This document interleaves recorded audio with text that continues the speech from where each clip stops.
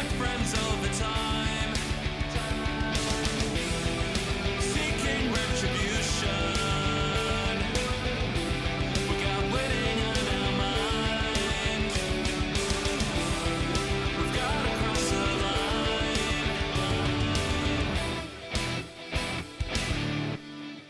West Tigers faithful number 13. My name is Jared Reedie, and I am guilty of watching far too much US election coverage today. Joe McCord is with me. Hello, Joe. How are you? And have you been watching any US election coverage today? Yeah, I have, but I was thinking to myself, I was like, you know what? Let's be the relief. Let's provide the West Tigers fans with some relief from the political commentary for just, a good hour. Yes, let's do that. With that in mind, preseason has begun for our rookies. I think the RLPA regards a rookie as somebody who has done 3 preseasons or less. So it was nice to see Lachlan Galvin back a week early, despite the fact that he could have had a week off because he was part of the PM's 13. Joins good mate Talon Silva, joins noted Joe Dirt lookalike Josh Folletti, and Jareen Buller was there too. Mate, I want your honest thoughts on this. I'm going to call an abomination of a training kit. What are your thoughts? Oh, the kit. Oh, fashion police. Yeah, I don't know. Like it's West. I feel like West Tigers have the sick colors, and they've got the tiger, and they could be the coolest fashion team in the NRL, but we just get it all wrong all the damn time. Like everything sucks. It's always so. It's always designed by some old man who just discovered Canva or something. I hear that. It's very O3 Microsoft publisher-esque. You know what I don't understand? You see good teams like American franchises like the Bengals, right? And they've always got stripes. And we never do stripes, ever. How's that? And isn't Show Your Stripes one of our slogans? Yeah, I really don't understand why they don't do that. I think that the new marketing idea, masterminded by Shane Richardson and no doubt his son's company is One Jungle and Welcome to the Jungle and that sort of stuff. I'm seeing it everywhere. The new Instagram logo that went up, there's a jungle in the background. That seems to be their thing. So I don't think we'll see Show Your Stripes anymore, which basically made us look like a third-tier English football side with us all throwing our scarves out as the boys ran out to lose by 40 to the Roosters at Campbelltown. But isn't the jungle already a thing in the Tigers fandom? Well, yeah, I think so, but actually, you're right. So the jungle was sort of a group of fans that wanted to be active support, but they just never really got off the ground. There was a couple of blokes that pushed for it, and it never really. I think that they still go to the Leichhardt games, and they're still like, oh, look, here's the jungle. Richo just stole their shit. Or maybe he's working with them, Richo. You never know what his next move is. Something I know you love to do is judge footballers, not necessarily on ability, but their wrongness of head. Are you going to make me insult some new players? I just know that there was a few players that you were reviewing and you're not sure on their prospects for 2025 just based on the look of their head. So is there anybody? It is true. Anybody that you want to put out that actually might exceed expectations or not live up to them, depending on first impressions? Yes. It is a thing I like to do and get laughs from the boys. I actually have to admit I stole the concept from a US NFL / general sports media personality by the name of Colin Cowherd. So Colin Cowherd came up with the concept of quarterback face. And apparently you can predict the likelihood of a quarterback becoming, very, very good in the NFL if they possess that quarterback face quality. And he says it's something to do with the fact that people who look a certain way just get given all of the rails run in school. They throw them the ball, they let them play quarterback, so they just get to develop and they just get to be legends. And that's the basis of it. But I take it a little bit differently. I just basically just look at them and just go how much do they look like some bloke who I can imagine being up on the stage collecting a Hall of Fame ring. And yeah, I reverse engineer it from that. So if I look at a player and I go, Nah, there's no way I can see that bloke ever like accepting a Daily M. You know what I mean? Like, so a guy like Yeah. Andrew Hines, you look at him, he's like, yeah, I could see him getting a Daily M. Like, he's got a good head for the game, even though he's not. It's not like a box head. But to speak about specific Tigers, new ones. The only one that really stood out for me was Will Craig. I yeah, I was taken aback by the he has that face where all of the facial features are too close to the center of his face. Ah, yes, he doesn't use all the real estate available. Yeah. Like, can I really imagine standing there being interviewed by Andrew Johns, getting a man of the match? I don't know, Will Craig. I don't know, mate. Maybe go get some plastic surgery and you might make it in the NRL. The one new guy there was actually two new guys who I was like, you know what? Good head, good head. And it's probably not who you'd expect, so I'm just pouring myself up a little bit of red. That's more than fine. Carry on. Eden Ackland, is that his name? Yeah, Eden Ackland. Yeah, he's got a playmaker head. He's got a playmaker head. He's like one of those, and playmaker head is one of those things that I define as a reasonably attractive, but just missing something to put him in the stratosphere to turn female heads. You know what I mean? Yeah. That's what I'm coming at. Because Like- the only guys in the NRL that like have that extra bit, they're not playmakers. They're usually fullbacks. Yes, like Kalen's one of those. Like, but people think he's a good-looking dude, but personally, I just don't see it. He looks like he might be attractive, but he's not really. talking like- you know what I mean? Talking like Eden's Reece the same. Walsh, Scott Drinkwater, Ryan Pappenhausen. Yeah. You know what I mean? Yeah, Like, I think that the really good-looking dudes are always the fullbacks because they don't have to make 60 tackles. I remember Cameron Munster saying that once he moved into the halves, he went from being a hard 8 to a soft 6. mate, I agree. I remember when he came into the game as a fullback, he had fullback face. Now he's got Darren Lockyer level 6 face. Yeah, I hear that. My missus reckons that there's no good-looking blokes at the Tigers, which hurts because she doesn't really. I don't know, man. I reckon there are. I just reckon that she might just, like the good-looking blokes of the Tigers are, they're buller. It's Fanua, I think. He's probably the best we've got. Fanua Bolle. Yeah. I reckon bull is a good-looking animal. I hate the goatee. That's got to go. Oh, yeah. I always look past things Facial like that hair. because it's temporary stuff. Like I'm looking at what your mother gave you, not what you've given yourself. Like, because you can work on that. Anyway, the other one that had good head was Rami, Jackson Rami. He had. You know what? He looks like him and Fartape could be related. Yeah, but he Not looks like the one brothers, that got. cousins. Yeah, but Rami looks like he was the one that got gifted with all of the extra testosterone. Yeah, I hear that. He can grow a beard. Yeah. Yes. Fartape looks like he's lost.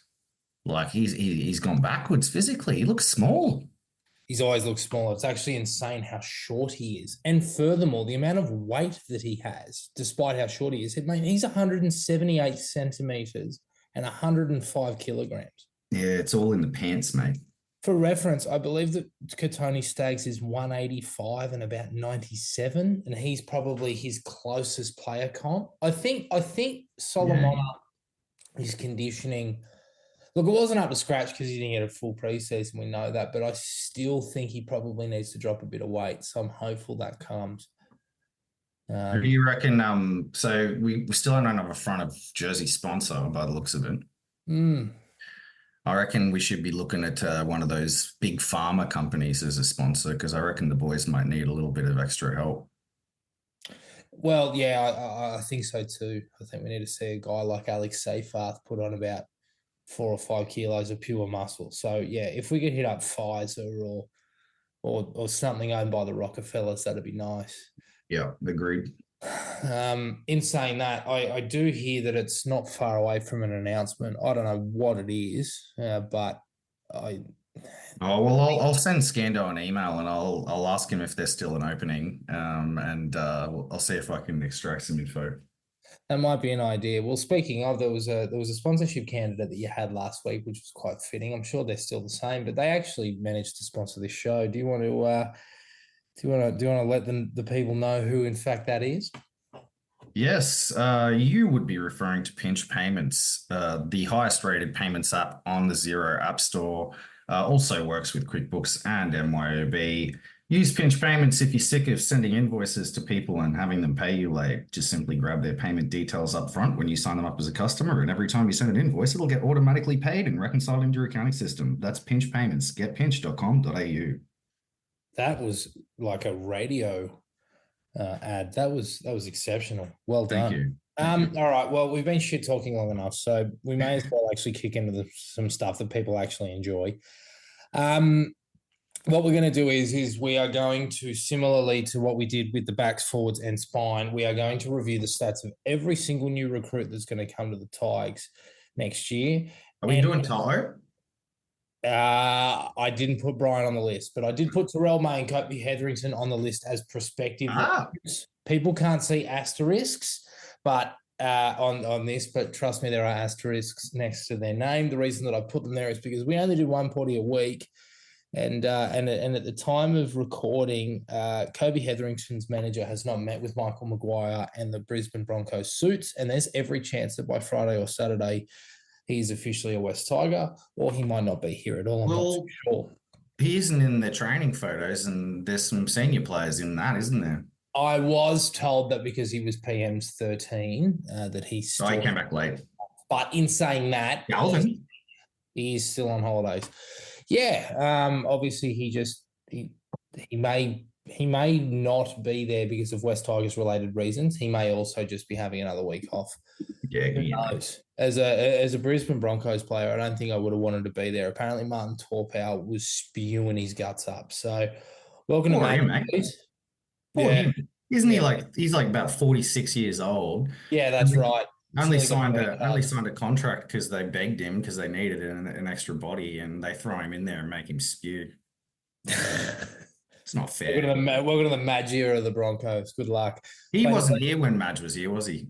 No, he wasn't. But he'll have to do a drill this year where there's a wheelbarrow full of brown and white, one full of brown rice, one full of white, and you've got to sift through every rice grain. I'm pretty sure Madge does that with every single bloody team that he ever has. So best of luck to him.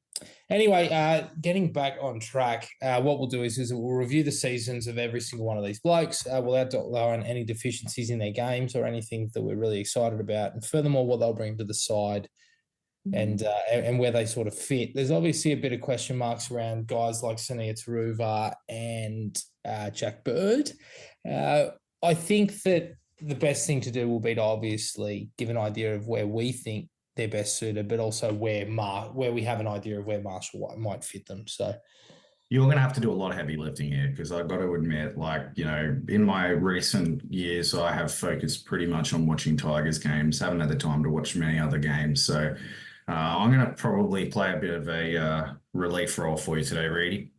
That's totally fine. I've got a fair idea of what to say, and as a comparison to the first man off the rank, who we have not signed as of the time of recording, I've actually got some stats for somebody who he may well be replacing. So, with that in mind, Terrell May, I'm going to go him first. So obviously he was at the Chooks this year. He played 27 matches. So at 27. Least 27, because that includes finals. Wow. So as a front rower, that's quite impressive. I did read he's the only Roosters player that played every single game for them, if I remember correctly. Yeah, he was an Ironman this year, man, and did not let up. He had 6 tries and 1 try assist in those 27 games. He was averaging 12 runs per game for 96 metres and at an average carry of exactly 8. So not great, but that's okay. He had 6 line breaks and 63 tackle breaks in those 27 games, so approximately 3 tackle breaks a game. He had 38 offloads, so over 1 per game. So that outlines the fact that he's able to hit and spin and get the ball away in the tackle. Most importantly for West Tigers fans, he has a tackle efficiency percentage, as per Fox Sports, of 94%. He had 7 try causes in 27 games, 11 line break causes, and his discipline's not too bad either, with 9 errors and 6 penalties. Now, straight away, what I want to do is that I want to compare him with Stefano Utoikamanu, okay? Yep. So Steph played 24 games and had 3 tries, but he had 2 less runs than Terrell. So he had 10 runs a game, but averaged a carry of 8.6 compared to Terrell's 8. He had 5 line breaks and 95 tackle breaks, so more tackle breaks than Terrell, but less offloads with 22 compared to 38. Defensively, though, is where I want to talk about. So while Terrell's got a tackle efficiency percentage of 94, Stefano's sits at 88. May had 1 additional try cause, but played 3 more games. But Stefano had 17 line break causes to Terrell's 11. He also had more areas and more penalties. So look, straight away, these guys are quite different in the way that they go about things. Terrell's better in different ways than what Stefano is. But straight away, in terms of what he brings defensively around his contact, obviously his tackle efficiency percentage and a lack of line break causes, plus his discipline is better, speaks to the fact that this is a guy that can really come in and become a cornerstone of our forward pack. He can ball play better than Stefano. He's more inclined to offload. So while he doesn't break tackles, he can still suck defenders in and then, promote the ball. So that therefore you can continue to roll downfield. And furthermore, he's not going to cost 800,000 like we offered Stefano. He's currently on 475,000. He signed that contract 6 months ago. So with that in mind, I am hopeful that we sign Terrell. I keep thinking about prospective candidates to sign him. The first thing that I need to say is that I don't think he'll leave Sydney. I don't think that's going to happen. In terms of teams that can afford him and need a front rower, it's probably us, Parramatta, the Dragons, and the Dogs. So Parramatta are going to prioritise a 9, and I believe that Josh Adokar is close to signing with them. With the Dragons, they'll prioritise a 7, potentially another half, and they also have Gutherson coming, which is going to take up a lot of cash. And with the Dogs, I feel like the Dogs, and correct me if I'm wrong, but I feel like the sentiment around Canterbury is that if they pursue a player and a player rejects them, they won't go back into the pool for that player. So what does that do? That does leave us. And I'm hopeful, Mac, that in a couple of weeks' time, once he shakes off the jet lag and he weighs everything up and he speaks to everybody, that he reports for duty at Concord in late December. Obviously, you said that for the most part that you would need me to sort of carry, but I know No, I can. I know you've watched a little bit of Terrell, and I've sort of given those stats as a comparison. What are you seeing and thinking here? Well, I've been watching since watching social media, looking at some of the rhetoric on social media from other fandoms around the league about it, and it's everybody seems to want him. Like that's the first thing I'll say. Like he's him coming on the market. I think the first thing people were wondering was did he screw up? Like is there a reason for this? And that's a reasonable consideration considering the photos that came out with him and Brandon Smith and what's happened with his bro and stuff like that. Like it's a logical thing to worry about, but nothing seemed to have come off the back of that. He really got on the front foot with like shutting down those rumors, threatening legal action against online fan groups that started talking smack. So Terrell, let me just be the first to say that as the premier West Tigers podcast, sorry to all the other West Tigers podcasts out there, we love you and we really want you here. Don't worry about those Hello Sport guys. I know that they've been, petitioning Manly to sign you. We all know that's not going to happen. It's not going to happen. Like it's, they're out and running. Cash. Let's be serious. They don't have the cash. And also like forwards grow on trees in that club for some bloody reason. But one thing I picked up from looking at the stats as you were talking, you mentioned he scored 6 tries. That's correct. And 1 try assist. So if you compare that to the West Tigers try scorers from 2024, that would make him the 3rd highest try scorer at the entire club. The only players at the West Tigers that scored more tries than Terrell May in 2024 are Jareem Buller with 10 and Charlie Staines with 9. He would be equal with Solomon Afatape and Justin Olam. That Obviously, is obviously, disgusting. obviously, he played 27 games, and the player at the West Tigers that played the most games. Do you remember who that is? Played the most games for us. It was 20. I think it is Steph, isn't it? It is Steph. Stefano Yeah. Tucumano with 24. Stefano Tucumano with 24. Only scored three.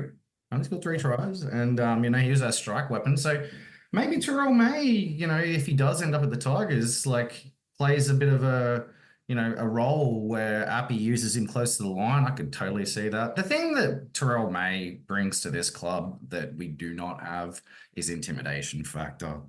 Let's be honest, like you can read through stats all you want, but he's a bloke on the field that people don't want to run at and they don't want to stand in front of. And there is not a person at the West Tigers that fits that mold, not a single one. So, we need a guy like that so very much. If he's got better tackling efficiency than Steph, tick, scores more tries, tick. He's a mongrel, tick. He's young, tick. Like, if I'm Shane Richardson, I'm literally just being like, mate, you're going to be king of the castle here, ruling the roost. Come on down. He flirted between the interchange bench and the starting side this year. And my God, there was some times where he played big minutes. He played 75 minutes against the Cowboys. He played 80 minutes against the Dogs. He played 64 minutes against the Dolphins, and he played 54 minutes against Souths. Like he has a ridiculous work rate. Is he the guy, Max? Sorry to jump in. Is he the guy that we start? Yes. You kidding me? The fact that he can play big minutes is probably the only question, and the fact that he can means yes. Like what was I going to say? Like, who's he competing with here compared to what the Roosters, right? Like the Roosters, you're so right. Yeah, I reckon Terrell May would be based on his 2024 form, he would have been a starting front rower at almost every club but them. But them and maybe the Panthers, you know what I mean? Like he would have been starting front rower at the Storm. Yeah, I agree with you. Christian Welch wasn't up to it. Nelson was in and out of first grade. Tui Kamikamica in and out of first grade. And they were the benchmark team and only lost in the grand final because Penrith are a team of destiny. Like the Storm were the best team in the NRL. Terrell May would have probably been their primary prop. So he's more than adequate to be the cornerstone of a pack based on his 2024 form. There's nothing about how he plays that makes me think he's gonna regress. He's at the perfect age to sign. He's a perfect signing. It's like I said at the start, the only question mark is why the hell the Roosters won't off him. Like he's got a good price, he's got high motor, he's got intimidation factor, he's the right age. What's going on there? Frankly, I'm willing to bury my head in the sand and just go with it. Look, if the Chooks come out and they sign Ben Hunt and Dylan Brown and Ryan Pappenhausen next week, suddenly you're sitting there going, okay, all right, now I see it. They're not going to sign Pappenhausen because the West Tigers are going to sign Pappenhausen. I think Pappenhausen is going to go to the Dogs, but that's just me. But I'm not too sure either. But at the same time, a Terrell May with a bad attitude is still better than David Clemmer with a great one. Terrell May for us is a premium version of Royce Hunt. For every reason everyone was excited about signing Royce Hunt, you'd be excited about signing Terrell May and then some. I hear that. Well, hopefully this time next week we are sitting here and the links and the noise has gotten stronger. Come on, Terrell. We need you, bro. Nice. Somebody else with an asterisk next to their name because they have not signed with the Tigers and their future is still up in the air is Kobe Hetherington. Kobe played 23 games last year. He scored just the one try. He didn't have heaps of minutes, but in the time that he was on the field, he was busy. He had 7 runs for 62 meters at an average carry of 8.8 meters. He had no line breaks, which isn't a surprise when you watch Kobe play, and he had 22 tackle breaks, so pretty much one per game. He had 3 offloads in 23 games and a tackle efficiency percentage of 90. He was responsible for 3 tries in those 23 games, 4 line breaks, and he had 9 errors and 2 penalties. Kobe, in my view, is a throwback to the quintessential lock of the early 2000s. I'm not saying an Alan Tongue or something, but a player that builds off his defense. Sean Fensom. Yeah, that's it. Yeah, tucks it under the arm. But the thing with Kobe is that he is high leg speed, and that is something that the Tigers really miss. And True, very true. I think he's got great contact. You saw that in the manner that he absolutely poleaxed Chevy Stewart on a Saturday night in May at Suncorp Stadium. I think that, again, he doesn't necessarily bring intimidation factor, but oppositions aren't going to run at him. And furthermore, he's an old hooker and he throws a good pass off both hips. As far as I understand it, the Tigers have increased their offer from their initial opening. They've told him that the 13 jersey is his, providing that he signs on the dotted line. And really? Yes, and I've got to be honest with you around Kobe. I think that he would be doing himself a disservice if he remained at Brisbane, despite the fact that he clearly loves the club and he doesn't know anything other than being a Bronco. Remaining as Patrick Carrigan's understudy for the remainder of his career is, he's doing himself a disservice. And I'm hopeful that he and his manager, I think his manager sees it, but I hope he sees it. And despite the open promise from Maguire of, if you work hard enough through preseason, you might find yourself in calculations. Let's face it, Patrick Carrigan is one of the premier locks in this competition and of the last 10 years. And in order for Kobe to develop as a player and a person, I think it's time that he branched out and flew the coop. And what better place than Australia's very own poverty franchise? What do you think? We've talked about Kobe quite a lot throughout the previous few episodes. So I think my opinion of him is largely well known to the listeners. But at the same time, I did take a little bit more of a deep dive into him this week. I had a little bit of a look around at some of the, just getting a bit more of an eye test of him rather than just looking at the raw numbers. And I can see why you and I have had different opinions on him. Like the thing you said about his leg speed is true. Obviously, that one bone rattling hit was a very good bone rattling hit on a very small young man. So let's not overestimate it too much, but it was a cracker. Chevy ran as fast as Chevy could straight into the bloke's shoulder, and Chevy is a fast lad. So he probably caused that as much as Kobe did. But what I think attracts me is something you just said, which is that even though he doesn't have intimidation factor, he does change the complexion of what our forward pack might look like to opposition forward packs, if you know what I mean, especially in a mix. Like if you change the whole mix of the West Tigers forwards and he's part of that new mix, you throw in Hunt, you throw in May, you throw in Jack Bird even, you throw in Samuel Afinu with another year under his belt, Fanua Bole with another year under his belt, David Clemmer, he still is a rock solid defender in that line. And suddenly you've got a forward pack that other teams aren't just going into games assuming that they can just physically get on top of, which I think is, I mentioned in a previous episode, how a lot of teams that have forwards dominant games enter games against us. Teams like the Roosters enter games against us like that. The Dragons in 2024 played us like that. Para in the last round played us like that, where they're like, the key to beating the West Tigers is to just get on top of their forwards and everything else just falls apart. Yes.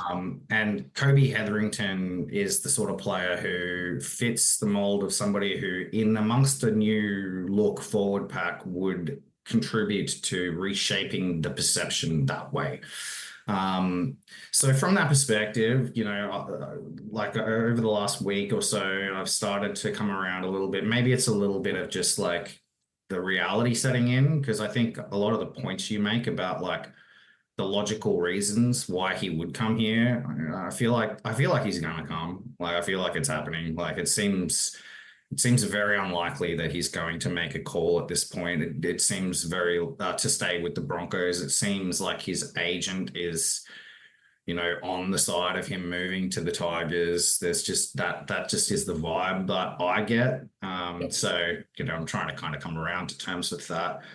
He's also the sort of player that like I could definitely see kicking it up a gear. Like, not that they're similar players, but it's not unprecedented for players at his point in their career to move to another club and suddenly they look like a new dude, especially with a like bigger role in the pack. Somebody like Kurt Capewell is a good example of that. Moves from a club that saw him as like part of the roster to suddenly, getting, a bigger role, then moves again as a bit more of like a, marquee signing, and he goes from strength to strength. And Kobe's obviously got the skill.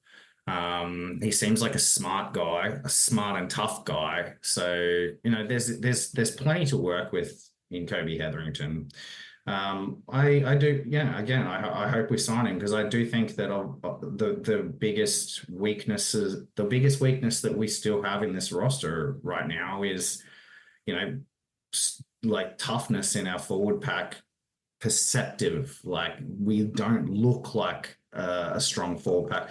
I saw on I think it was a Reddit post or something like that, like looking at spine versus spine, and like somebody made the comment, like if you really look on paper at our spine versus the rest of the NRL spine, like we got a really high quality spine now. Like, if you get Jahream Buller firing to where he even at his like medium level of his rookie season, and then you got Galvin, and then now you got Luai, and you got Coruscant, our spine's good. So it's really the pack. It's all on the pack. So the more that we can do to improve the pack, whether that's genuinely or just by making teams not really target the pack so much, the better. I think so too. And look, it comes with signing guys that are proven first graders. Say what you will about Hetherington, but he is a proven first grader. He also, as you say, has the ability to go up a gear with more responsibility and more time. And he lifts the floor of the side. So yeah, he lifts the floor of the side. It's a really good point. And like I one thing I said about him was he seems like a smart guy, but a smart guy that's also a tough guy.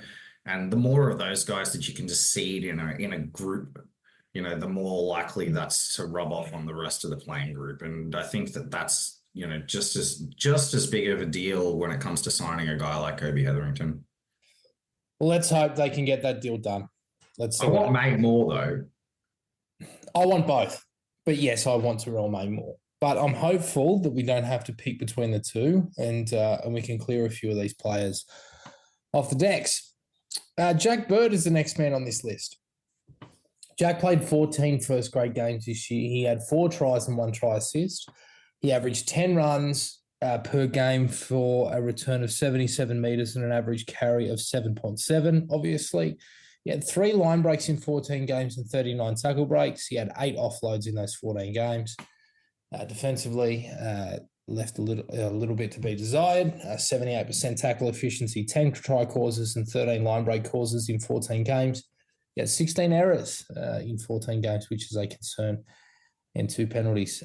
Straight away, I think that the role that Jack will play will be different at the Dragons. I think that the leadership role and the added responsibility will help him. I think he's a wonderful competitor.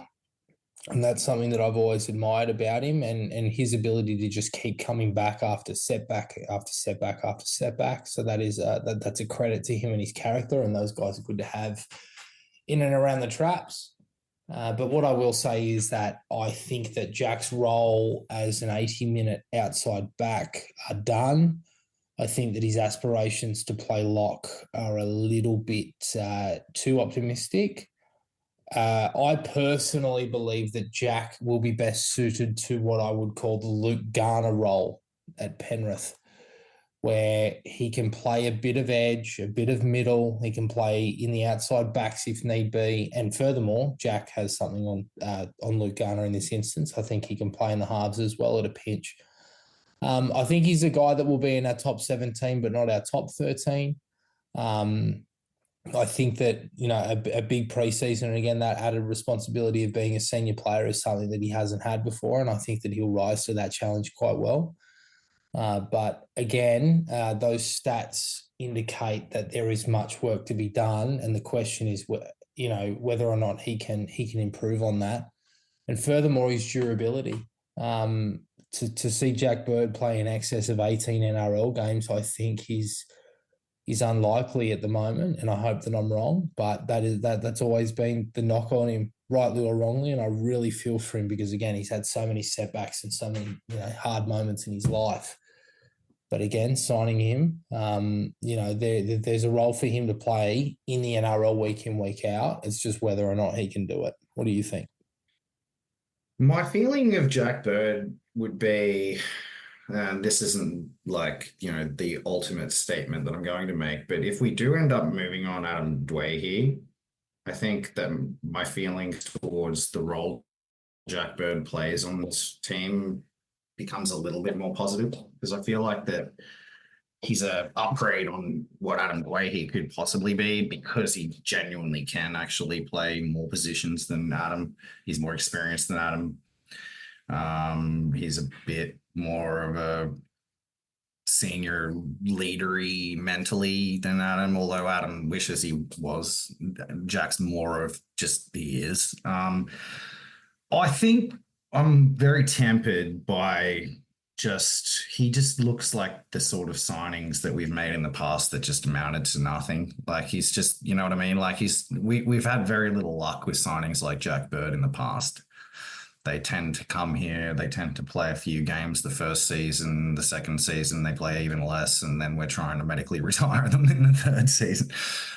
So I don't expect a whole great deal from him. I think as long as Jack comes here and goes, look, I'm here to block a young guy from taking my spot on this team. That's my job. My job here, and I mean that in a positive way. Like if he thinks about it like this, if he goes, my job here is to force these young blokes to rise to the occasion where they can play me out of the spot, I'd be pretty content with that. Like if that's how he goes into the off season and goes into the season, it's like, you want my spot, come get it, son. That's what I want from him. And I think that he could do that well, like, because he's got, even if like somebody plays him out of one spot, like, suddenly he moves into another one, and there's, you can shift him around until suddenly, there's no spot for him anymore. It's, and part of me feels like that's kind of the plan, because like it feels like we went out of our way to sign him, and I can't really think of any other reason why we would have. Like you just sign him. I do. Mario Tartak. Oh, you think that it's a handshake deal, love deal? Yeah, maybe. But like at the same time, like you got to give the player some, you got to give the player a good reason too. You know what I mean? Look, like, and Jack strikes me as he's a realistic dude. Like there's nothing about Jack Bird that's ever made me think that he's a airhead. Like seems like a pretty good dude, and he seems like a smart guy, and he seems like a guy that like backs himself, and he likes, he's 29, he's played 156 first grade games. Ironically, St. George Illawarra was his longest stint of any club, which surprises me. I didn't realize that. He strung 73 games together over the 4 seasons that he was at the Dragons, which isn't too bad. Like maybe the injury bug that cursed him early in his career is a little downplayed. He's not a big fella. I don't know. Like I feel like what I would be looking at as the coach of the West Tigers, as like somebody who's in charge of roster management at the West Tigers, is like, Jack Bird starts in the top 17, and I'm setting KPIs to some of these young kids to say that's the guy whose jersey you need to be taking. And I'm telling him the same thing. I'm like, I have given that guy a KPI to take your jersey. go and stop him. Like that's just how I would play it anyway. Yeah, look, he's always going to train hard and absolutely smash himself on the paddock. He's going to give you 100% on the field. So, that's that's not up for debate. Man, he used to be good too. Oh, fuck. 2006, like 2016 to 2019, Jack Bird was elite. Man, Like, if we could somehow, yeah, like I wonder, a part of me just wonders whether that's still there and it just wasn't emerging enough because he just wasn't surrounded by a good enough team. And like, now he's the Tigers, like fucking, is that gonna change now? It's like I hope so. Like, if everything else comes together the way that we hope, like cross our fingers, and Luai has a big impact and all the other young guys develop around him, like maybe suddenly we do see a different Jack Bird. It would be maybe not unprecedented, but I can't think off the top of my head of a player that sort of profiles like him that suddenly at the age of 29 finds old form again. Can you think of any examples of that? not around age 29, but I look at the Sean Johnson. I look at the rejuvenation that Andrew Webster had with the Warriors in 2023. But that was phenomenal and very rarely seen, and it is even rarer at a club like West Tigers. Look, the difference is with Jack is that, again, he's a hard trainer, he's a professional, he's been through so much as a footballer and as a person. Like he's a roster signing, man. He is a roster signing, and I think this year he has a role to play in first grade. I think next year he'll probably, I think he might become a depth piece. But look, we didn't break the bank for him either, which is it's all right. No, Richardson did very well. 2 years at I think 375,000. So we did okay. Again, he's a great guy to have on the training paddock, providing he's uninjured. He's always going to give his best. So wait and see. Before we jump into the next bloke, what do you think about the fact that he wants to play lock? Obviously, we're still chasing Kobe, so it indicates the club isn't planning on it. But he's obviously keen to get in the washing machine that is the middle of the park and have a crack. What do you sort of have in store for him? I know that you're sort of talking about, sort of pushing the young blokes along, but, what's his role positionally, you think?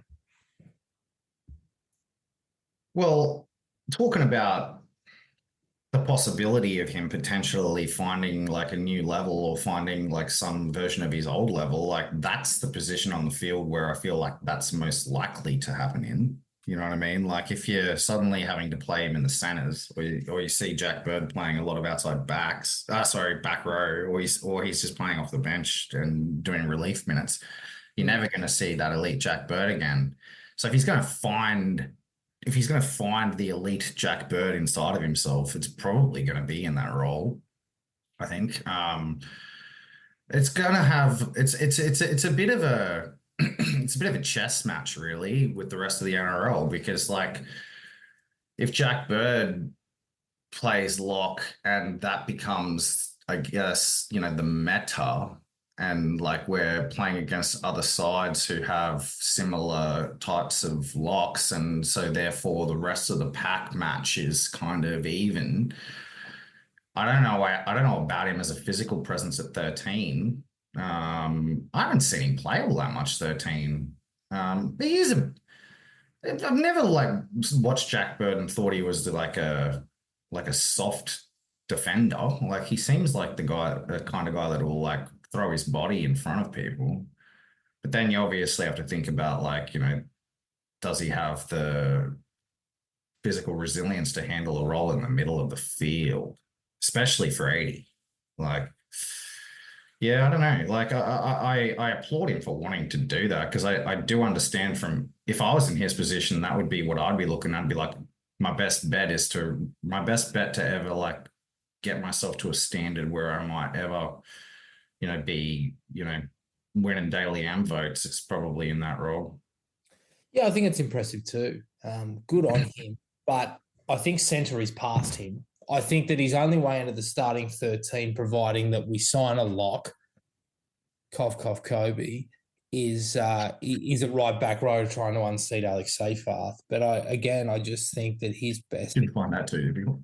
No, but I still think he's best suited to that bench role. It ultimately just comes down to what happens in preseason. But look, Yeah, I don't know. Like, now you've got me thinking, Reedy. Now you've got me thinking. Like, I mean, let's say worst case scenario and Lachlan Garvin just, I don't know, does an ACL in the trials or something. Like, Jack Bird as a 6 outside Luai with Buller and Coruscant in the spine. That's not bad. yeah, but I don't see them doing that with Latu waiting in the wings. Or furthermore, Adam, he's here at the I club. don't know, man. I feel like Jack Bird might be a little bit more of a like. I feel like if there was a way to like really calculate like value add to a side, 6 Jack Bird right now might be a better thing to do than 6 Latu Fainu. Like Latu is still, like you said it yourself, he didn't even string an 80-minute performance together in the entirety of the 2024 season. Yeah, you're right. Look, I don't know. Look, that's the last thing that I want my God is for Lachlan Gowan to do an ACL. Again, Yeah, but you do have I to. think that if we have Jack playing a bit of center, a bit of back row, a bit of lock, and a bit of 5'8" through preseason, I think we're going to be a better side. Yeah. You talk about net gain. I think for the team, I think it is an absolute net gain for the roster. I think that if you throw, I agree with that. yeah, I think if you throw him on the bench, He's a good signing. he's gonna rip and tear when he gets on. I think he's a good signing, man. Like I just think like you as a fan, you feel real weird about like having conversations like what if this, what if that, what if worst case scenarios. But like when you're building a roster, you can't afford to like be precious about things like that. You have to really like think about the roster composition in worst case scenario situations. And like, especially when you're the West Tigers, man, like we've had worst case scenario situations every fucking season for the last 5 years. Yeah. So like, looking at a guy like Jack Bird and going, when things go bad, like that's a guy that you can plug into a lot of different positions. And that's a guy who like in a lot of different positions offers you a lot better outcomes than pretty much every other potential relief player that you could imagine at most other clubs. So from that perspective, and I guess that ties in with what I was saying in the first place about Dwayne, because I think that that's what they re-signed Adam for. Like they re-signed him to go, it'll be good to have a bloke like that there for that reason. But Bird's like a premium version of that. Yeah, I think so too. So look, I'm keen to see Jack at the club, and I'm keen to see him rip and tear, and hopefully wherever I'm keen to see his misses. wherever he plays and whatever he does. Jack, you're doing it right, buddy. Yeah, he has done it right for himself. Whatever role he's in, I know he's going to have a red hot crack.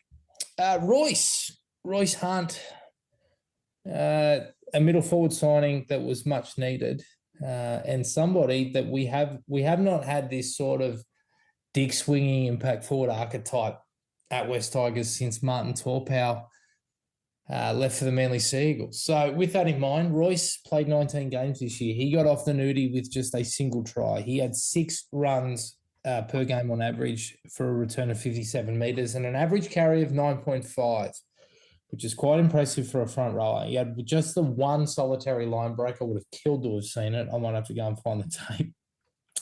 And 27 tackle breaks in 19 games. He had 4 offloads, so he tucks the ball well and truly under the arm.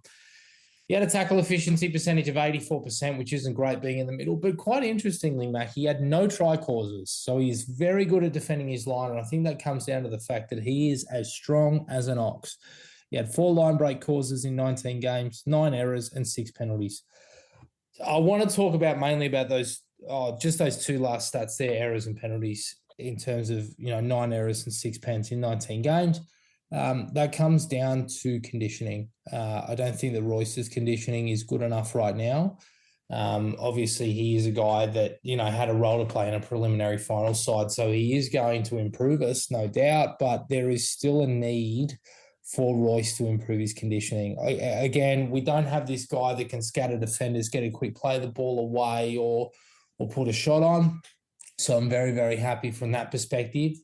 But given that the floor is considerably lower at West Tigers than it is Cronulla Sharks, we're going to need a little bit more from Royce. And I'm hopeful that he can provide that. He's been a bit up and down with his interviews. The first interview he gave, he was saying he was really ready to come over and mentor these young kids, and he's going to earn every minute that Benji gave him. And then on the flip side, a week later, he said, I didn't really want to leave and I was considering retiring. So I'm not too sure which Royce Hunt we're going to get. But if we can get a guy that finds the right balance between swinging his dick around and having a reasonable motor, I think we're on a winner. What do you think? Swinging his dick around. Reedy. You've got such a way with words, mate. A lot of all this speculation and talk that we're, doing. I lost my ability to articulate sentences well for a moment. Really comes down to the off-season vibe.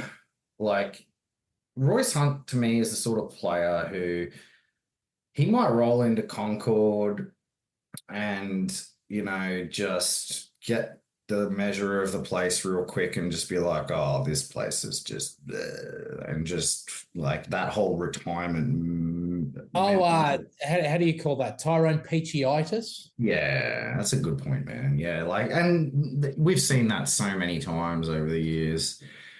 A good example to the contrary, as much as it might surprise people to hear, is like a guy like Ben Matalino, who walked into the club when a lot of the other blokes that walked into the club clearly had that perspective. Like, he obviously was made of different stuff, and we got every last centimeter of the rest of his career out of him. Yeah. Whereas, there was blokes that came into the club at the same time who just were like, nah, this ain't it. Nah. But if Royce Hunt walks into Concord and somebody like Jerome Luai does what we think he's going to do, and he gets in his ear and is just like, listen here, you fuck. Like, you know what I mean? Like, Yeah. we got a genuine chance here. These boys that we see here are like, you've arrived at a club that has the same ingredients that Penrith had in 2018, mate. Same ingredients. Like, this is your chance to actually shine, brother. Get around it. Like, so that's what I like. That's Royce Hunt to me. The other thing about Royce Hunt is that I always, when I look at signings like this, signings generally, really, I always try to get a bead off of the fans of the team that he came from. And the Sharks fans loved him, bro. Like, the Sharks fans, my brother, I've mentioned him on the potty before. My brother is a very astute footy fan, and he's a very, very passionate Sharks fan. And he's smart bloke. Like, he was calling Nico out when Nico was like carving. Like, he's not a 6. He's not a 7. He's not it. We're not going to win a grand final with him. And the Sharks are winning, and the Sharks are winning. Are you kidding me? Calm down. He's in Origin talks. What are you talking about? He's like, he's not it. Like, he knows what he's talking about. And he said when we signed Hunt, he's like, that's absurd that we let him go. Because, like, for the minutes that he's on the field, he offers more than any prop in our side, bar, I think he might have, who would he said more than Hazelton, more than Hamlin Ueli, more than, I think the only prop, I don't even think he mentioned Kavusi. He said more than Rudolph. Yeah, there's Rudolph, yeah. Like, he in his mind, like, he was saying like Hunt was the guy that he thought that like they should have been really like progressing with. And especially like when you see that there were games where he got out high minutes. So you wonder what the hell's going on? Like, is there something he's doing off the field that's making it seem like that he can't do it on the field, but then on the field he's always doing it. So it's like making the coach look a bit stupid. So Hunt's somebody who I think I'm cautiously optimistic about. For a bloke who's a little bit older, like as I said before, you don't usually see blokes like that come to a club and really show out. But like, he is a late bloomer in general.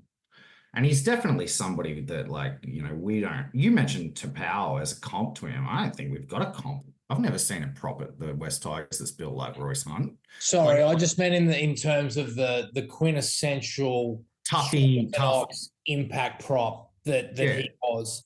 Yeah. But Tapau was like more of he was more skillful, like faster on his feet. Like, he had, Tapau was like, actually, when we had him, like I was thought we should have been playing him starter and he's on off the bench stuff.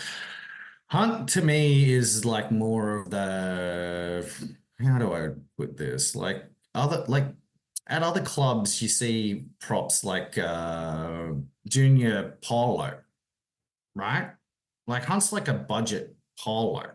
Like like that, like just big physical, wide, short to the ground, low center of gravity presence that like takes up space in the middle. And when other teams are trying to run, they're trying to beat him with lateral movement, not just beat him over the top. And Yeah, okay. that's when have we had a player like that at the Tigers? Yeah, I agree with you with that. You know what I mean? Like You know, that we haven't quite we frankly. like and I remember years and years ago we had a young fella at our club by the name of Junior Tatola. And Junior Tatola was in a bit of a two-horse race as a junior to get a top roster spot at the Tigers with another fella by the name of JJ Felice, who Oh, yeah.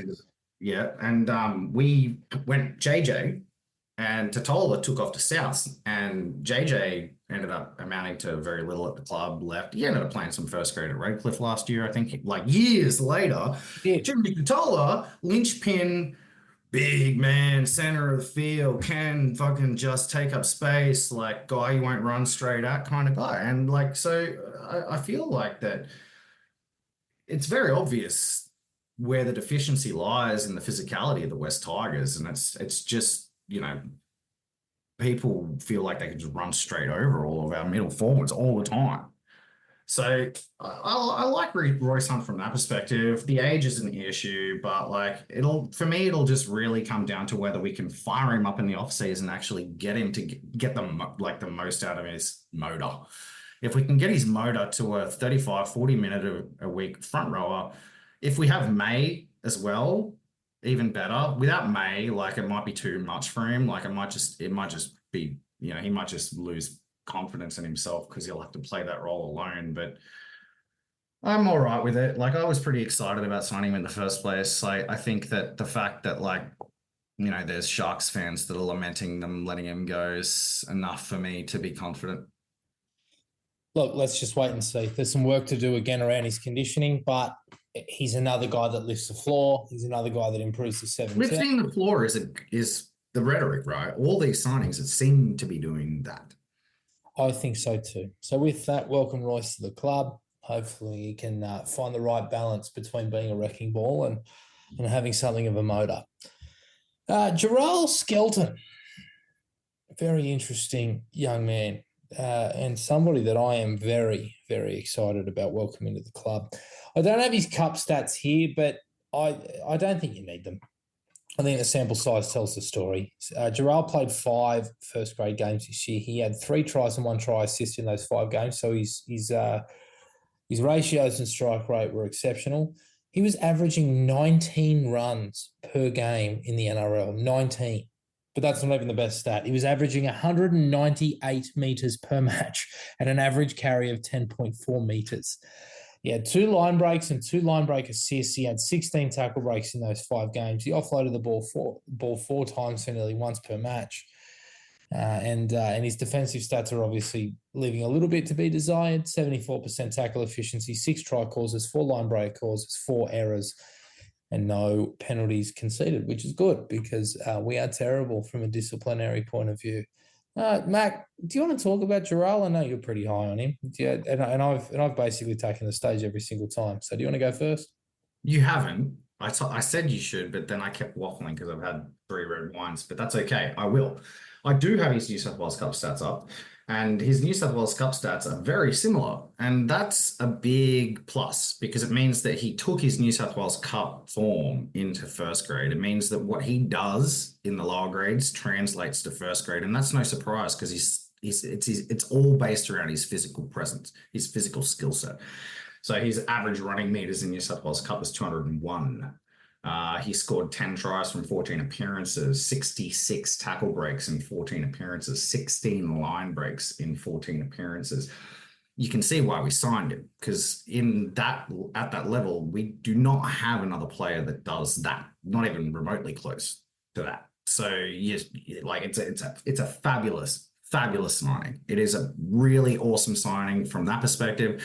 It's an awesome signing because we've waxed lyrical and gone on about it so much about how so much of our issue comes from that first, second, third tackle hit up, and he, like, when he takes that hit up, he makes 10. Like, he, and sometimes more. Like, he, will push the defensive line back, and he will get them going on the back foot from an early carry, which is super important. Very, very happy with this signing. My only question mark is that I think that we have juniors that might be better than him pretty soon. Not immediately, but pretty soon. And I think that from that perspective, I'm also a little bit high on him, because I think that he does kind of profile to me, and I've said this to you before, like, as a potential transition to the forwards. And that's where we have issues with size. That's where we have issues with not having players that have that kind of physical presence, that kind of leg speed in the back row. Like, I feel like that if I was at the Tigers and I was looking at Jarrell Skelton as a progressive talent, yeah, 100%. Winger 2025, go ham, buddy. And look, if we have a good 2025 and he has a big season, that's his future. You don't move him out of that position. You don't just bring a younger guy through and take him out because there's a younger guy that's good. If he's good, then fine, progress, because you need that cohesion. But if, like, 2025 turns into more of a building year and he, goes all right, but the Tigers don't go so good, and then, you're starting to look for ways to tinker with the roster, you can look at him and go, this is a bloke that you could potentially see taking relief minutes at back row and turning into a back rower. And I honestly think he would be an insane back rower. The defensive issues, they're obviously a question mark, but, like, there's sort of things that, like, when you're a big body in the outside backs, you miss more tackles because you just don't have the lateral movement. When you move a big body closer to the ruck, they tend to miss less tackles. He's not going to be the sort, if he ever does move into the back row, he's not going to be the sort of back rower that's just like a tackle machine either. And that's okay. Like, as long as the rest of the team's firing, Viliami Kikau misses probably more tackles than any back rower in the NRL. But, like, he adds a presence there that just cannot be replicated.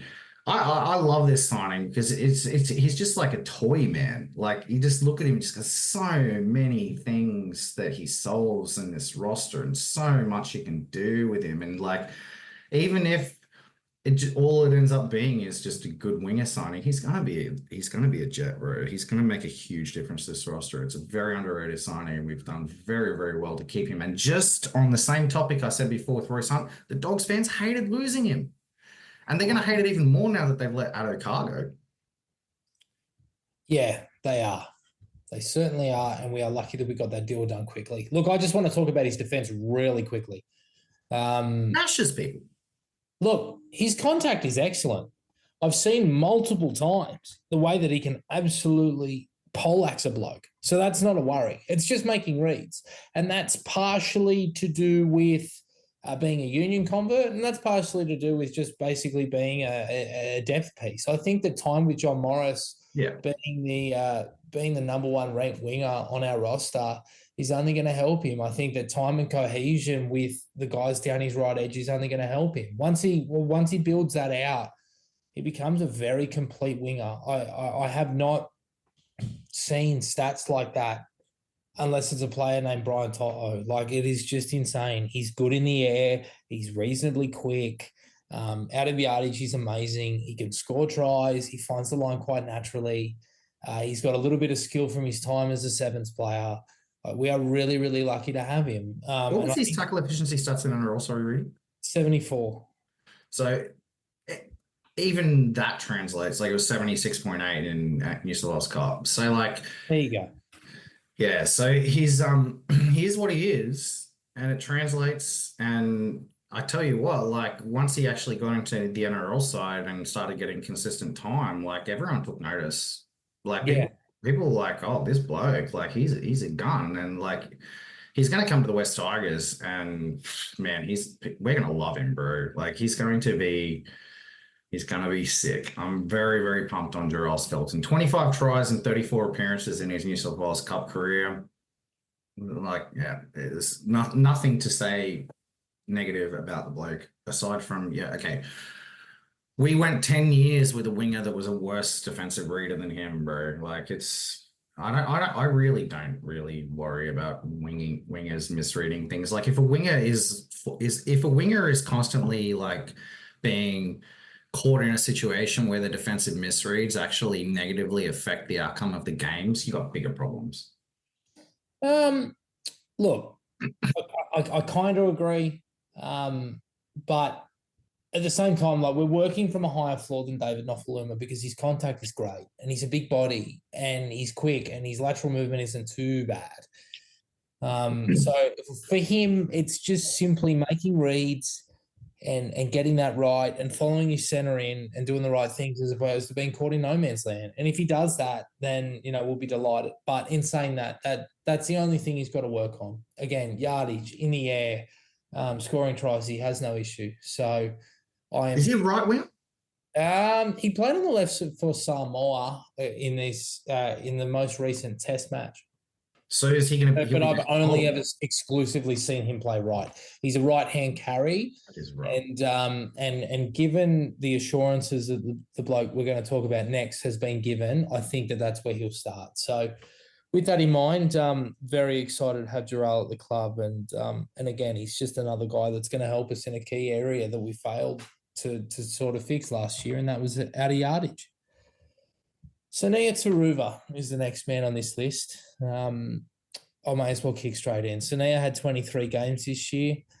He scored 17 tries and had 1 try assist in those games, which is a pretty bloody good strike rate as well. He had 16 runs per match, which was indicates that he got quite busy. He was averaging 145 metres per game and an average carry of 9 metres, which for a man of his stature is nothing to scoff about. 17 line breaks and 81 tackle breaks across 23 games, 10 offloads. But these last few stats are cause for concern. A tackle efficiency percentage of 63, 21 try causes in 23 games and 25 line break causes in those 23 as well. He had 15 errors and 2 penalties. First and foremost, I think we're getting an amazing player. You saw that in the way that he lifted in the final series. I thought that he was amazing. I think he's brewing out of yardage. I think he possesses more skill with the ball in hand than people realise. But the issue is defence. Physically, he's not like made out of granite like a lot of these shorter centres are. Your Justin Olams and your Katoni Staggs. He's not that sort of guy. In terms of making reads, the try cause stats speak for themselves. So straight away, there is a worry there. And if you're going to have a right edge next year that it consists of he's still a rookie in Lachlan Galvin, Jarrell Skelton, who we've just spoken about with his defensive deficiencies, and then Sania Taruva, who has a tackle efficiency percentage of 63%, it is a grave concern. I will say this, I am delighted to have Sania at the club, but I do believe that within a couple of months he will be moved from the centres back to the wing, and I think the experiment will be over very quickly. That said, again, I don't want that to sound as if I'm not optimistic about him signing. Like, this is a premiership winning winger. He's not a premiership winning centre. But again, I am so excited about him coming to the club. It's just, again, defensively, I don't think he has the skill set to be a centre. Your thoughts? Yeah, I think you nailed everything, man. Like you like pretty much just taking the words entirely out of my mouth. It's absolutely awesome to have Sania Taruva at the club. Absolutely awesome. If he won't get played out of a spot in our top 17 for 5 years. Like he's a pick and stick top 17 player.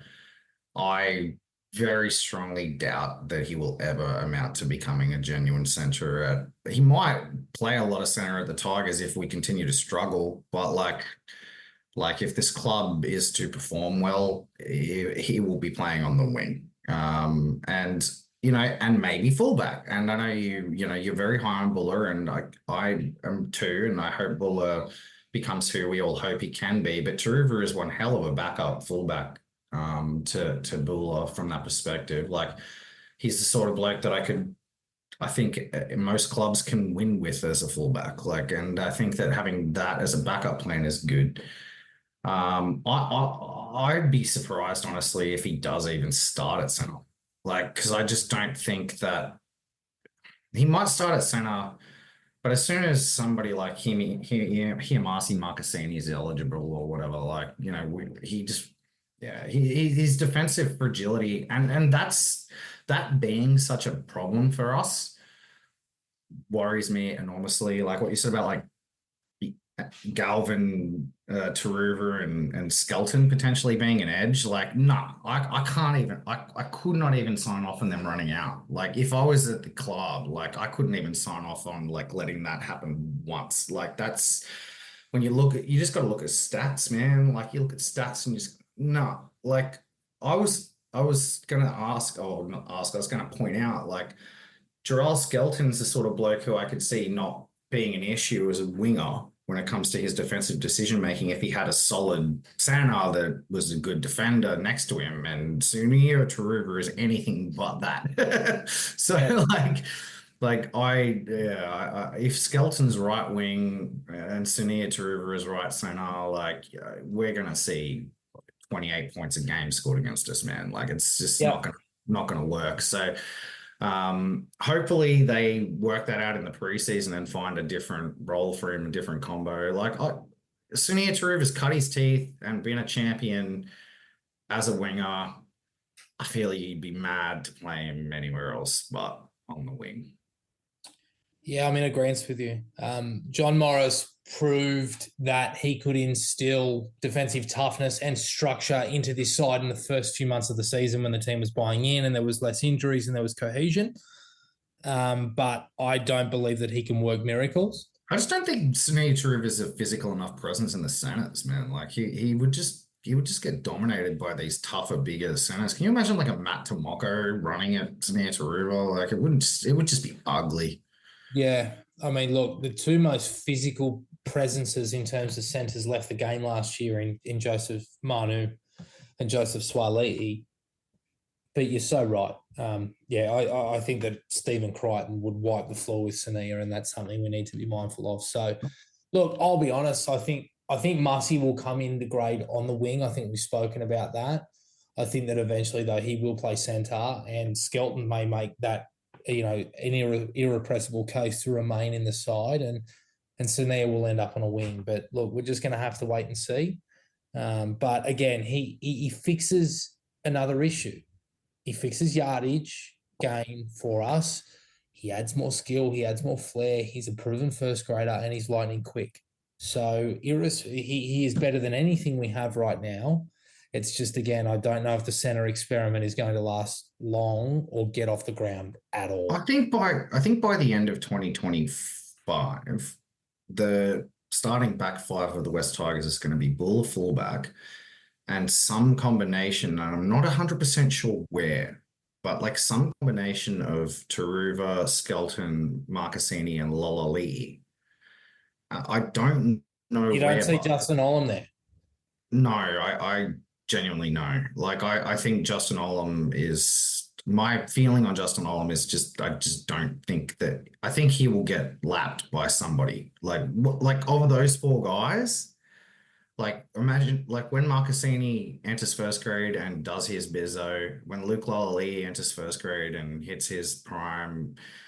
Maybe Lolalii is a 2026, maybe. So like maybe to like make this conversation a little bit more amiable to you, like I can say like by mid 2026, but like at the like pointy end of this whole development curve of our back five, I think that's the back five, right? Like I think you agree with that. I do think you agree with that. So yeah, what I think it comes down to is whether Luke Lolalii can play left center.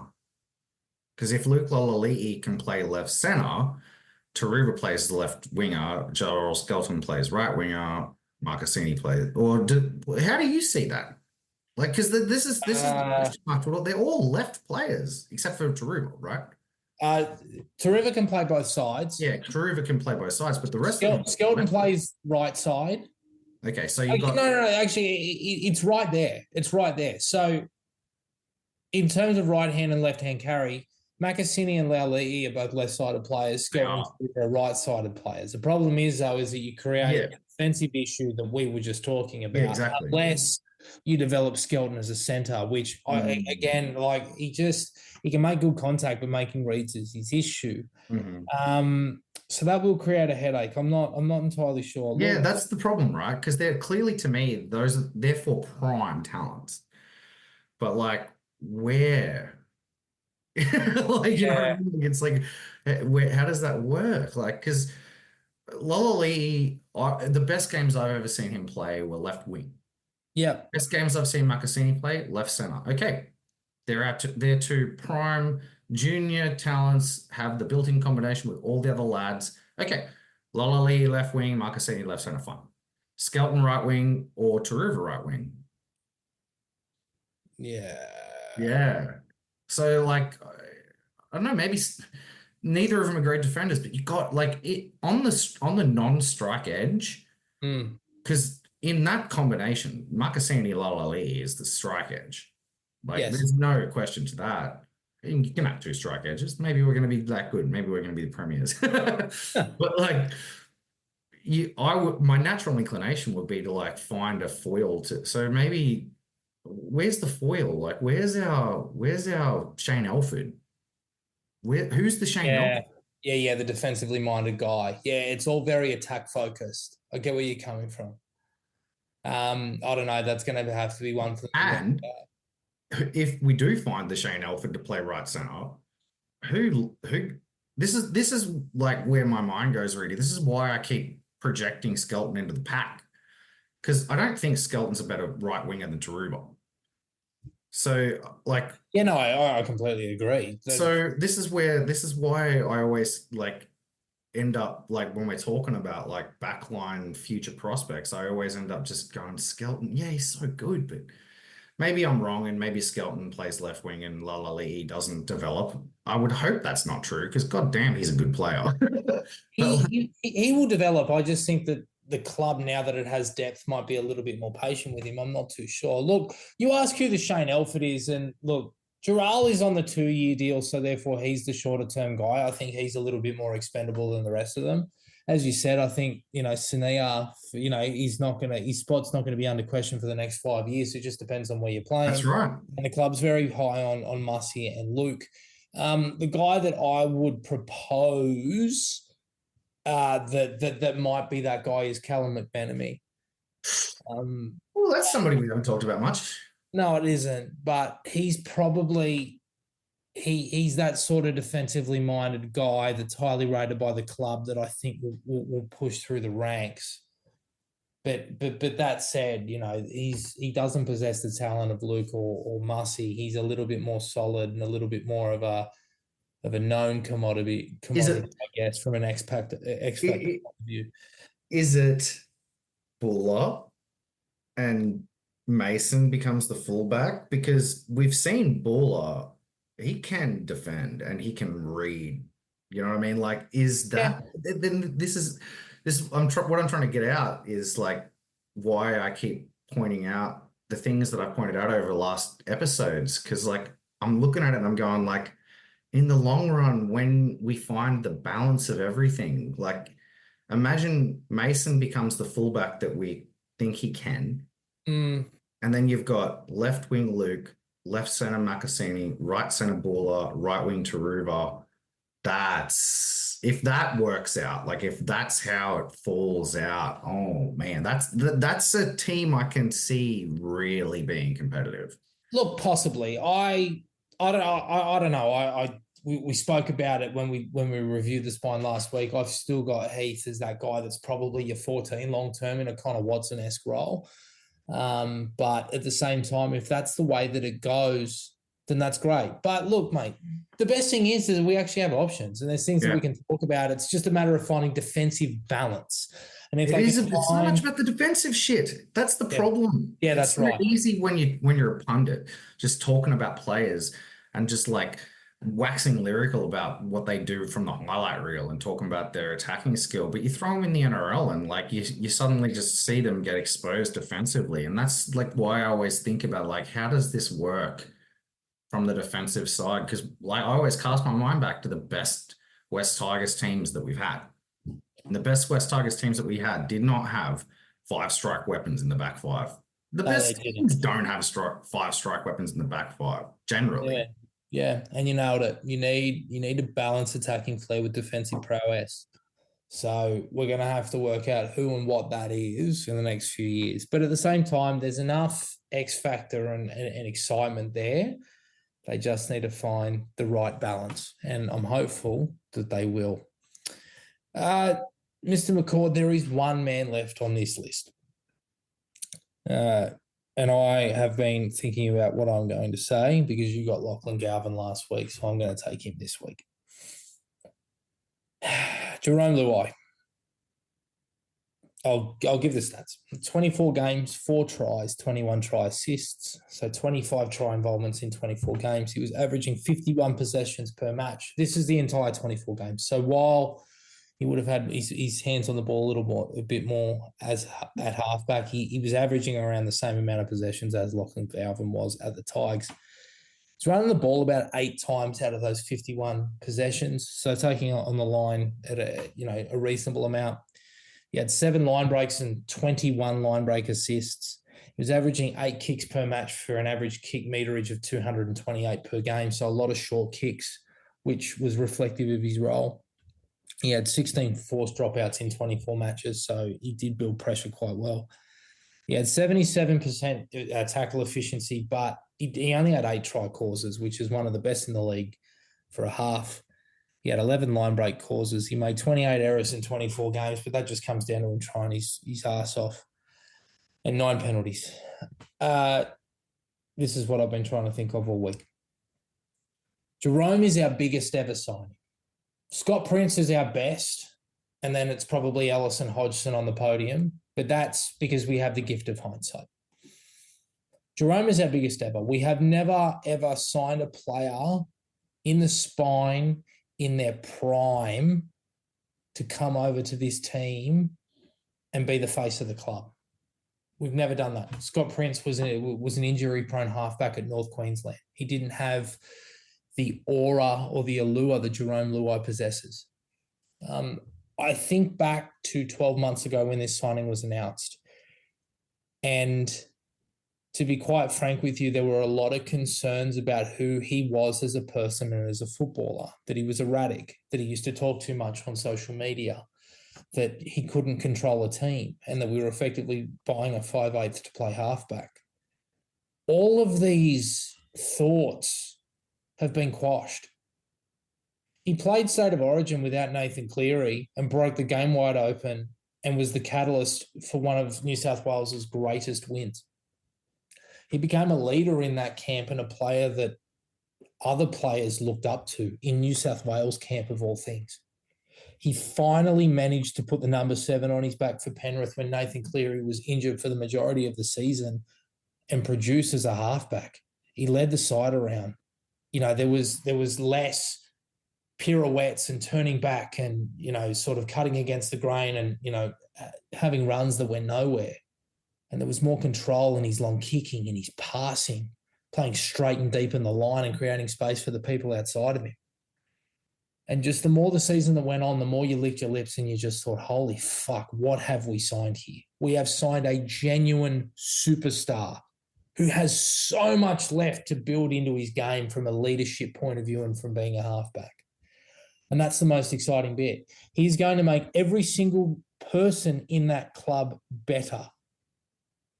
Every single person. Obviously the players and he's going to help, the coaching staff in terms of, spreading their gospel, but just having him in the building is a boost for everybody. Culturally, what he does for us, in terms of kids in the Pacific Islanders, he makes us better from a player recruitment and retention point of view. Shane Richardson called him our Greg Inglis. I don't subscribe to that. He is the heir to Scott Prince's throne, finally, that we have been looking for in so many wrong places. And I promise you that one day he will deliver us a premiership and there will be a 5th ring on his finger. That's me. Big promise. Yeah, no, look, man, I believe I'm a believer. I was a believer.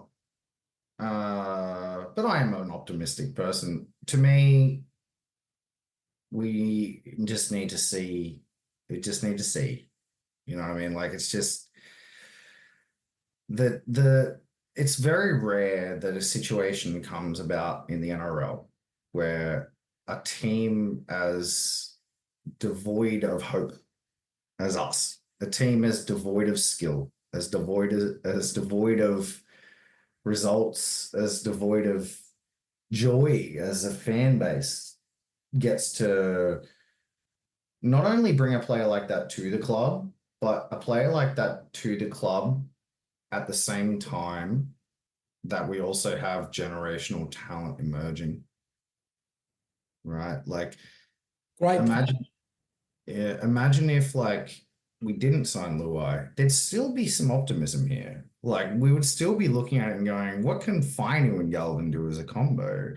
Look at Marcassini. Oh my God, this club on the rise, on the rise. And that's kind of more like where Penrith were, right? Like if you look back to when Penrith really kickstarted all of the like progression towards their legacy, Luai is playing to the Tigers role what Maloney was playing to the Penrith role. And he's a way better player than Maloney. He is. And the question is Galvin, Marcassini, Fainu, all of these other young guys coming through, like, are they as good as the Penrith core? Because if they're as good as the Penrith core, well, what are we building here?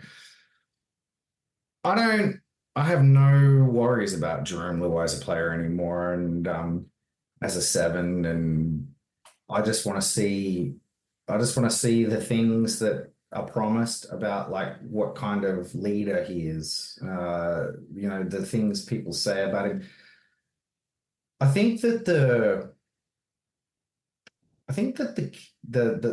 thing that somebody said recently that really kind of gives the biggest clue, that kind of gives the game away. If you cast your mind back to before we signed Luai, Cleary came out and he talked about, oh, I'm not sure if he's actually worth the money. Like, you know what I mean? Like Cleary tried to kind of like put a bit of a wet blanket on the idea of paying Luai big bucks. And it didn't work, and we paid him big bucks and we got him. Yeah. Cleary came out after the GF and said, I was only saying that because I really wanted to keep him. If that's true, that says it all, isn't it? You know what I mean? Like if that's true, like if Cleary really was playing that game all that way back then, and he knows what Luai is. He knew what Luai was. And maybe he's suddenly saying that now with the benefit of hindsight. Maybe Cleary didn't even know. Like maybe it took Nathan to be out and Luai to step up and Luai to play those amazing Origin games for even Ivan to recognize that. But I doubt it. I think he knew. And I think the reason that it's important, I think the reason that I'm confident in saying that he knew is because Shane Richardson knew. Yeah, he did. Like Shane Richardson said that he like tried desperately to sign Jerome Luai to the Rabbitohs when he was there, when he was trying to build that club. So yeah, I'm extremely excited to see. It's just, you know, we're West Tigers. We are the West Tigers. We are West Tigers fans, and we've had a very long drought, and we've had plenty of moments in our history in the last 14 years to have cause for optimism, and they've amounted to very little. So it's hard to go postal with the predictions. But at the same time, like, what was I going on about last week with Lachlan Galvin? You're going on about and saying that Uppy was going to win a Dally M. Yeah, exactly. So if I'm saying RP Coruscant's that guy and Lachlan Galvin's that guy, and you're saying Jerome Luai's that guy and Jerome Bull is that guy, man, hard to it's hard to quell the enthusiasm. But you know our boys in the Discord server, they will do it. Yes, they will. And you know what? I understand. We've had so many false dawns. I just think again, when you just look at who he is and what he brings and the system he comes from and the person that he is and the leader he's becoming and the person he's becoming and the room to grow as a halfback. Yeah, and he's only just hit his prime, just right now.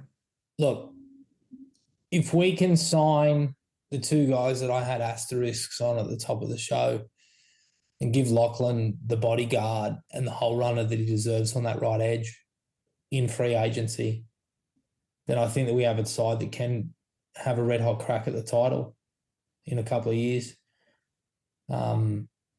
irrespective of who the coach is or what your opinion is on Marshall. I just think the roster is just so good. I guess the question is what he does for us immediately and where he takes us and where he lifts us. We all saw, and all these signings, to be quite honest, you saw what Stephen Crichton did and the leader he became at the Bulldogs, and I don't think anybody could have anticipated the rise that they had. I mean, this time last year we were all laughing at them for them signing 1,000 utilities. And now I sit here eating a humble pie with egg on my face. But that's the effect that this Penrith system can have on other clubs. Yeah. And if you take out the architect of their culture, because it is Jerome, he was, everybody says it, and you plug him into the side that's probably had the worst culture of the last 15 years, if not longer, let's face it. Where does that land us? I don't know. It's a big weight to have on his shoulders, isn't it? But he'll thrive with that, mate. He will. He would revel in that. His ego would love that. That's what I was going to say. Is there a player in the NRL that you'd rather put that weight on? No, I don't. Not really. Even Nathan Cleary, there's question marks now about his commitment. I mean, I'd love Nathan. Nathan's the better player. But Nathan has this very quiet assuredness of himself. Luai is so loud and so brash and so competitive. And that's not to say that Nathan is not competitive, because he is. But it's so tangible with Jerome. And at a club like the Tigers, you need that guy coming to training every day pushing that all the time. Yeah, and you'd rather that player be somebody who just won 3 rings. Yeah. And, there's just so much to like about it. Look, obviously Terrell and Kobe were hypothetical signings. Let's say that, the worst case scenario happens and we end up with none of them. What can these new signings do for us in terms of ladder position? Where do you anticipate this squad is at, and what do you expect with the signings that we've made? Because every single player is going to file into the 17. Every single one. Jack Bird, Royce Hunt, Jarrell Skelton, Sania Taruba, Jerome Luai. Every single one of them are going to.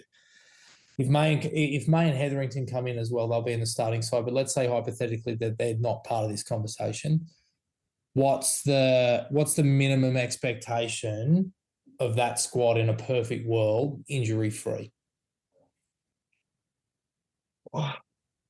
I think that my brain is more confident than my gut. Interesting. Explain why. Well, because measuring the stats and measuring the probable progression of the talent we already have and measuring the probable impact of the signings that we've made, and if I just purely looked at it from a logic perspective, it's a very, very, very strong proposition. But my heart and my gut is a West Tigers fan. And so, it's an interesting thing because, I'm sort of decreasing my level of expectation against what I think should happen. Look, man, like we're the West Tigers. Where were we the last time that we won the fucking premiership? You know what I mean? Like the West Tigers are the weird club of the NRL that does the weird stuff that makes no sense. We are the club that, like, when momentum gets behind us, it becomes different for every other club. It's like you can't really, it's such a hard club to predict outcomes for. I think that the conservative thing to say is that, like, we should be aiming for top 8, right? And we should be very disappointed if we don't make top 8. That should be the conservative assumption. Good. Yes. But I can't see why we shouldn't have higher expectations, like weighing up all of the information. Obviously, especially if you bring in May, Yeah. but like if you bring in May and Hetherington, but like even without them, like I still think like this club has a chance to do some pretty incredible stuff in 2025. Like I think that we're in a, if there was a, if you were ever able to make a sensible, logical, analytical prediction for a club that was going to do the absolute unthinkable, it would be this club. And there's so many indicators to suggest that. Yes. They're the club that has historically managed to do it. They're the only club that's ever like signed somebody as good as Jerome Luai from the basement. They're the only club that's ever signed somebody as good as Jerome Luai to partner with another halves combination that pundits in the NRL are saying is also the best talent that the NRL's seen in God knows how long. Like, you know what I mean? So like, it's hard not to predict us for the top 8. I think it'll all come down to. I don't think it'll so much come down to how they gel in the off season or how much fitness they get into them or how good of a coach Benji Marshall is. It'll have to do with injuries. It'll all come down to that. If we can keep Api Koroisau, Jerome Luai, Lachlan Galvin, Jareem Buller, and we don't get decimated in the forward pack, we'll make the top 8. If from there, I don't know. Like, I don't know. And I saw the draw came out and where, like, you know, this year they didn't even put us in round 1. This next season they're putting us on a Friday night fixture in round 1 against the Bulldogs. Allegedly. Yeah, Maybe. allegedly. I don't know. Look, I understand the conflict between your head and your heart and your gut. Like I'm totally there myself. My head says that with this current pack that I can't see us making the 8. I think that we are anywhere between genuinely around that 11th to 14th mark with our current pack. I think that with the additions of Terrell May and Kobe Hetherington, that I could see us improve by approximately 5 spots. That's a good point, but I guess what I'm sort of also thinking is that, like, this time last week, the idea of Terrell May being a West Tiger didn't exist. Like, so yeah, things are going to fall out of the proverbial tree that Shane Richardson constantly panders about. So I get that. Like whatever gaps we need filled, I don't know. It seemed like they're probably gonna get filled.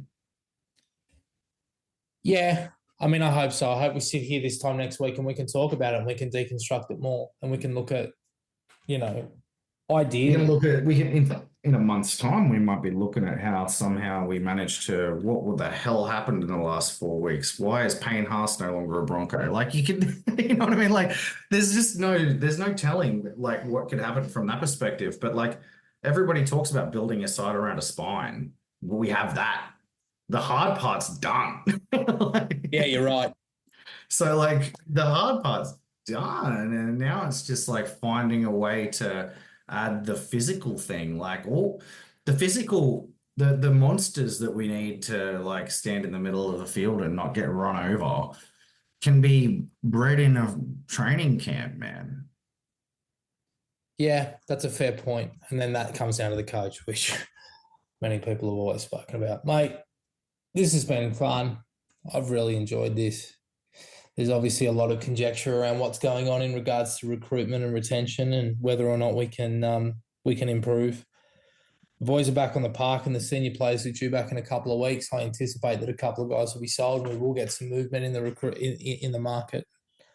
And that's exciting. So, mate, I don't even know what we're going to talk about next week because with recruitment up in the air at the moment with two players that, it's been confirmed we're going after, we might have to put our sensible transfers free agency special on ice. But No, it's the West Tigers. Something will happen, Reedie. It's the West Tigers, mate. That's exactly right. But, mate, with that in mind, I think we can agree that every single player is going to come into this top 17 and lift the floor of the squad. That's very exciting. 100%. And there's a lot of guys with a lot of upside there. There's some guys with some things to prove and some things to work on. And hopefully the man or the rising tide that is Jerome Luai will lift those ships as well that are coming into the building. Yeah, 100%. And if we talked about like all of the non-negotiable, they're absolutely going to lift the ceiling players. But there are so many dudes on this roster who have such high pedigrees that like in one off season, they can also make an impact. You're looking at guys like Josh Flaherty, man, like one of the best centers of his generation as a junior. Everybody's talking about him like he's got no hope. Like one off season, suddenly he's a big impact player. You're looking at guys like bloody Latu Fainu, like what role might he play in the team? There are forwards at the club like Justin Matamua, like who was one of the best players of his age group. Even Brandon Toomuth, who's like re-upped his his contract. People just have written him off. Like you just absolutely just cannot predict it. Look what happened with Jack Howarth this season. Like there's so much opportunity and potential in this roster, and all we've focused on is the players that we kind of have immense confidence that will make a big difference in the roster. There are so many dudes in this team who maybe only needed one off season, maybe only needed one step forward to make a big impact on the team. And if any of them do that, the sky's the absolute limit. Well said, mate. I think it's time to make a move. What do you reckon? Yeah, to the premiership. Indeed. And a move to the dinner table for myself. This has been good. Thank you guys for listening. And as always, shout out to Pinch. Like, subscribe on YouTube, follow on Spotify, follow on Apple Podcasts, follow us on Instagram, Facebook, and X. We're on all. Tell your friends. Tell your friends, hit the bell if you really want to get your content fast. We try and turn stuff around quick, and we're going to start talking a whole lot of shit as it kicks over the new year. So give us some ideas. Reply to us on Twitter. Like, give us some comments. Like, just tell us what you want to hear about. Like, you want to hear more about the New South Wales Cup. You want to hear more about the juniors. You want to hear us talk about craft beer. Who cares?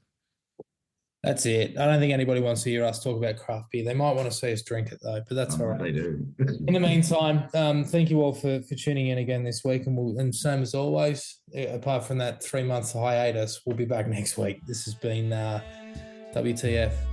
Ciao.